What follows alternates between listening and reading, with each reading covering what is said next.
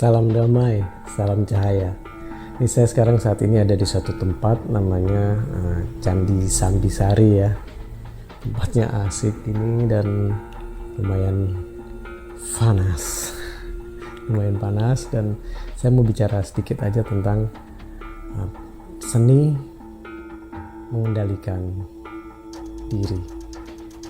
Seni mengendalikan diri. Di situ ada termasuk salah satunya yang saya mau bahas adalah tentang bagaimana kita mengelola kita, bukannya cara mencegah kemarahan, bukannya tidak namanya menekan kemarahan supaya tidak marah, bukan, tapi lebih kepada kita bisa mengendalikan kemarahan kita, tempatnya, pada siapa kita marah, karena marah itu juga perlu buatku pribadi, ini personal ya, dari pendapat saya pribadi dengan rendah hati saya katakan bahwa marah itu ada saatnya juga memang perlu ya, karena kita nggak boleh menekan ke kemarahan kita. Kalau memang kita harus marah ya marah, tapi bagaimana cara kita tidak mengumbar kemarahan kita ataupun memanjakan segala bentuk kemarahan yang ada di diri kita. Kalau kita mengumbar, kita berlebihan marah terus juga itu nggak asik bukan hanya buat orang di sekitar kita, tapi juga buat diri kita pribadi. Kasihan fisik kita. Bayangkan kalau kita marah itu, kita kan upload tuh satu vibrasi, satu getaran dari emosi yang meluap lah, katakanlah yang meluap, yang menggelegar dari dalam diri yang kita pancarkan, dan itu mempengaruhi sel-sel seluruh tubuh kita. Sel-sel tubuh kita semuanya bereaksi dan akibat kemarahan yang kita timbulkan. Dan itu tidak baik buat fisik, kesehatan, maupun juga buat kesehatan tubuh batin juga. Bukan hanya untuk tubuh fisik, tapi tubuh batin kita juga. Kasihan kalau kita terlalu sering marah untuk hal-hal yang mungkin tidak terlalu perlu marah, tapi harus marah terus. Dan lebih kasihan lagi adalah orang-orang di sekitar kita. Kenyamanan mereka juga terganggu ya, kenyamanannya terganggu, terus pekerjaan mereka terganggu, bisa jadi diri Anda sendiri pun terganggu karena pekerjaan Anda juga terganggu, karena Anda merasa pikiran terfokus pada kejengkelan,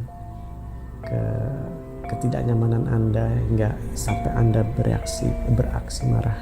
Anda mengeluarkan aksi marah tersebut karena sebuah reaksi dari dipicu oleh kondisi di sekitar atau oleh pribadi lain. Dan marah itu sendiri sebenarnya sebuah bentuk ketakutan, kekhawatiran yang bisa jadi belum saatnya. Bisa takut apa yang takut? Kenapa orang marah? Takut tidak dianggap pintar, takut tidak dianggap cerdas, takut disepelekan, takut tidak dihargai, merasa dilecehkan, dan haknya dirampas, harapannya hilang, dan macam-macam alasan orang marah.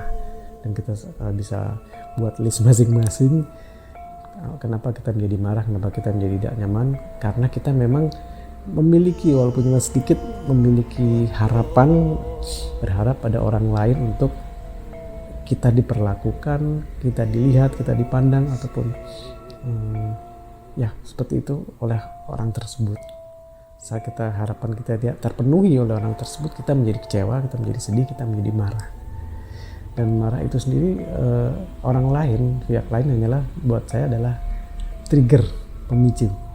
Siapakah dia? Apakah itu klien kita, terus atasan kita, atau anak buah kita, rekan kerja kita, siapapun, mau saudara, mau orang tua, mau anak kita, itu bisa menyebabkan kita marah. Ya, mau teman ngeband kita juga, semuanya bisa bikin kita marah, bisa bikin kita kecewa. Itu tadi, balik lagi, orang lain bisa jadi adalah pemicu kita marah, pemicu kita sedih, tapi kita harus punya satu kesadaran yang melihat bahwa kenapa kita harus marah.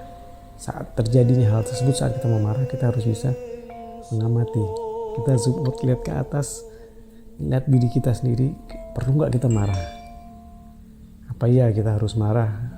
marah yang menjerit, menggelegar, ataupun melakukan sikap yang juga mengimbangi pada orang yang, pada pemicu-pemicu tersebut, pada orang-orang sebagai trigger. Kita perlu nggak kita marah balik kepada mereka? Terus kedua, kenapa kita menjadi marah, kita jadi kecewa adalah apa? Karena kita mengizinkan diri kita untuk marah, karena kita mengizinkan diri kita untuk kecewa, karena kita memanjakan perasaan tersebut. Nah, hal itu yang membuat kita terpicu untuk marah spontan, atau kita melihat, mengamati dari jauh, kita bisa mengendalikan. Kita bisa melihat, mengendalikan. Salah satu hal pengendalian yang umum kalau larikan ke hal yang lain, bawa kerja ke tempat yang lain, melakukan suatu aktivitas yang mungkin bagi orang masing-masing itu berbeda ya, karena ini personal. Bisa aja ke aktivitas fisik, apakah ke gym, kita olahraga, atau kita olahraga permainan atau olahraga apapun, atau bisa juga, saya pernah coba itu dengan satu hal yang gunting rambut motong rambut anak-anak.